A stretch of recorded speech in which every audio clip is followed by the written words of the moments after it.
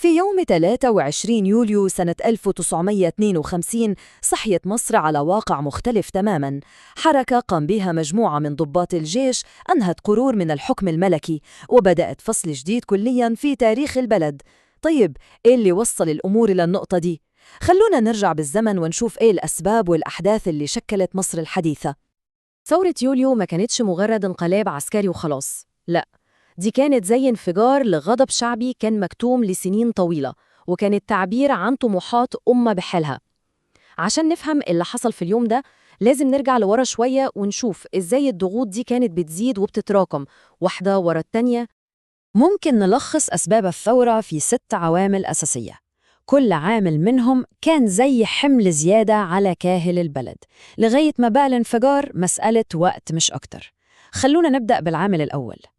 على الورق مصر كانت دولة مستقلة بموجب معاهدة سنة 1936، لكن في الحقيقة الكلمة الأخيرة كانت لبريطانيا، والدليل على كده كان واضح جدا يوم 4 فبراير 1942 لما الدبابات البريطانية حاصرت قصر عابدين وأجبرت الملك فاروق أنه يعين حكومة موالية ليهم. دي كانت رسالة للعالم كله بتقول أنه استقلال مصر ده كان مجرد حبر على ورق. وبعدين جت حرب فلسطين سنة 1948. الحرب دي كانت صفعة قوية جداً للجيش وللشعب. الهزيمة دي ما كانتش مجرد خسارة في معركة، لأ، دي كانت جرح عميق في الكبرياء الوطني. الجيوش العربية لقت نفسها بتحارب عدو مدعوم من الغرب، في حين إنها هي نفسها ما كانتش مستعدة ولا متسلحة كويس. جوه البلد نفسها الوضع ما كانش أحسن. النظام الملكي كان الفساد بينخر فيه، استبداد الملك والرشوة اللي كانت منتشرة في كل مكان، كل ده خلق حالة من الغضب وفقدان الثقة. والفساد ده ما كانش مجرد كلام في تقارير، لأ، ده كان له تمن بيدفع بالدم في ساحات القتال. ويمكن أكتر مثال يوجع القلب هو اللي اتعرف باسم صفقة الأسلحة الفاسدة.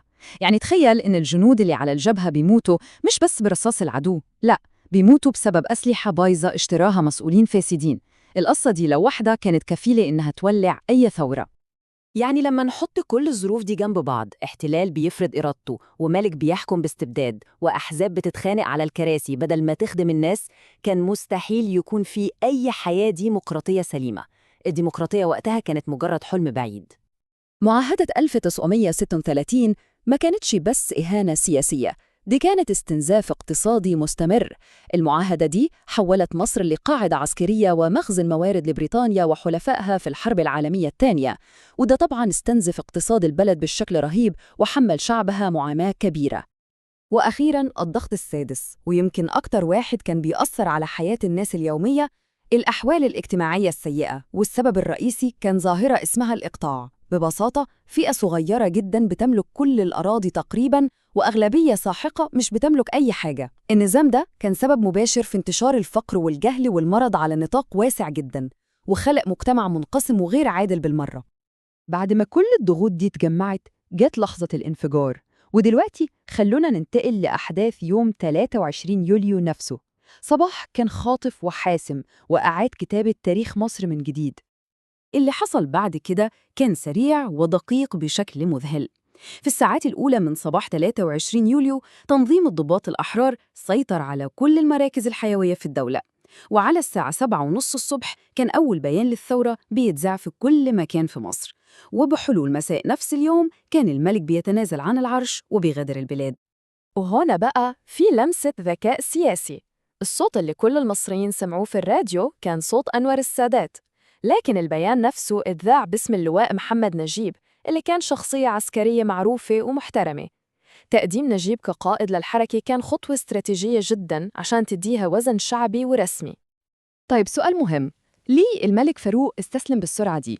الحقيقة في سببين كانوا حاسمين. أولاً، هو أدرك إنه خسر دعم الجيش والشعب تماماً، وتانياً وده الأهم، حلفائه البريطانيين اللي كانوا بيحموه زمان المرة دي اتخلوا عنه، لقى نفسه وحيد ومعزول، فما كانش قدامه أي خيار تاني غير الرحيل. الثورة ما كانتش مجرد إنها شالت نظام قديم، لا، دي كانت بداية بناء نظام جديد بالكامل. من أول لحظة قيادة الثورة بدأت تاخد قرارات سريعة جدا عشان تعيد تشكيل الواقع السياسي والاقتصادي في مصر. التسلسل الزمني ده بيورينا سرعة التغيير الجذري اللي حصل. في أقل من سنة الدستور القديم اتلغى، الأحزاب اتحلت، وبعدين الملكية نفسها اتلغت واتأعلنت الجمهورية. لكن يمكن أكبر إنجازين كانوا خروج آخر جندي بريطاني في يونيو 1956، وده أنهر 74 سنة من الاحتلال.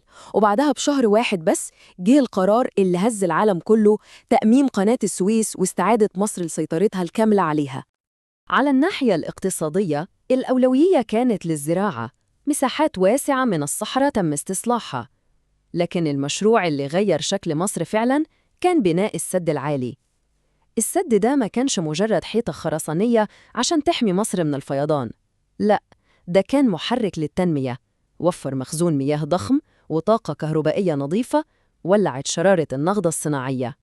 وفي نفس الوقت مع الزراعة كان في نهضة صناعية شاملة، مصانع تقيلة زي الحديد والصلب والأسمدة اتأسست، وأسواق جديدة اتفتحت للمنتجات المصرية. لكن يمكن أهم خطوة كانت تمصير القطاع المالي، يعني نقل ملكية البنوك والشركات الكبيرة من الأجانب للمصريين. لأول مرة الدولة بقت هي اللي بتتحكم في مفاصل اقتصادها.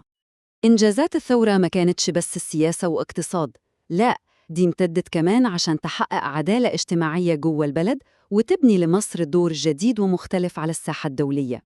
الرقم ده 50 فدان ممكن يبان مجرد رقم، لكنه بيمثل جوهر الثورة الاجتماعية. ده كان الحد الأقصى للملكية الزراعية اللي حدده قانون الإصلاح الزراعي. القانون ده ببساطة كسر ظهر نظام الإقطاع ووزع الأراضي على الفلاحين الصغيرين، وحقق حلم طال انتظاره لسنين طويلة. كان الهدف هو بناء مجتمع جديد، الكل فيه عنده فرصة. التعليم بقى مجاني للجميع من أولى ابتدائي لغاية الجامعة، وده فتح أبواب المستقبل لملايين الناس. الوحدات الصحية انتشرت في كل مكان، وفي خطوة غيرت شكل المجتمع. المرأة في سنة 1956 أخذت حق الكامل في الانتخاب والترشح للمناصب السياسية. على المستوى الدولي، مصر رسمت لنفسها طريق مستقل، بقت من أكبر الداعمين لحركات التحرر في الوطن العربي وأفريقيا، وكسرت احتكار الغرب للسلاح بصفقة تاريخية مع الكتلة الشرقية. والأهم من كل ده إنها كانت من مؤسسي حركة عدم الانحياز، وبكده أعلنت للعالم إنها مش هتكون تابعة لأي من القوتين العظميين في الحرب الباردة. ثورة يوليو غيرت وجه مصر بشكل عميق جداً، سياسياً واقتصادياً واجتماعياً. لكن بعد مرور كل السنين دي بيفضل السؤال: يا ترى إيه هو الإرث الحقيقي والأكثر تأثيراً للثورة دي في حياتنا النهاردة؟ سؤال يستحق فعلاً إن الواحد يقف عنده ويفكر.